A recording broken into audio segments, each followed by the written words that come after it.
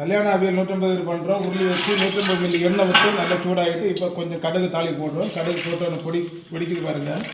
அப்படியே 5 பீஸ் முழுவத்தல் போட்டு ஒரு கிண்டு கட்டி விட்டுக்கிட்டு சோத்த உடனே ஜீரகம் கொஞ்சம் தாளிக்கு போட்டு உடனே பார்த்தீங்கன்னா இதில் அரைக்கிற வெங்காயம், பச்சை மிளகு, வெள்ளை மிளகு இவ்வளோ நம்ம ரெடி பண்ணி வச்சுக்கணும். அதை சேர்த்து கிண்டி விடணும்.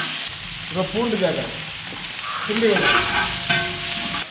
நீட்டாக கட் பண்ண வெஜிடபிள் சேர்க்குறேன். மொத்தம் 7 சைஸ் வெஜிடபிள். அதில் 6 சைஸ் இந்த டைமில் சேர்க்குறேன். வளவனங்காய் மட்டும் இது 2-3 வாட்டி மிக்ஸ் பண்ணி விட்டதுக்கப்புறம் சேர்க்கணும். வளவனங்காய் சீக்கிரம் குழந்தை போக தண்ணி வரும்போது அதில் இந்த ப்ரொசீஜர் அப்படியே மறைச்சி விடுறேன். நல்லா மறைச்சி விட்டுக்கிட்டு மஞ்சள் பொடி சேர்க்கணும். இப்போ இந்த 150 கிராம் அவியலுக்கு 150 கிராம் வரை மஞ்சள் பொடி சேர்க்கணும். மிக்ஸ் பண்ணி விடுறேன். ஒரு 3 வாட்டி மறைச்சதுக்கப்புறம் வளவனங்காய் சேர்த்துக்கிறேன். பார்த்து சேனலை சப்ஸ்கிரைப் பண்ணிக்கோங்க. 3 வாட்டி மறைச்சாச்சு. இப்போ வளவனங்காய் சேர்க்குறேன்.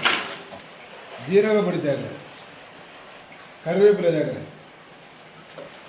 தேவையான உப்பு நல்லா மிக்ஸ் பண்ணி விடுறேன். தண்ணி எதுவுமே சேர்த்துக்கலாம்.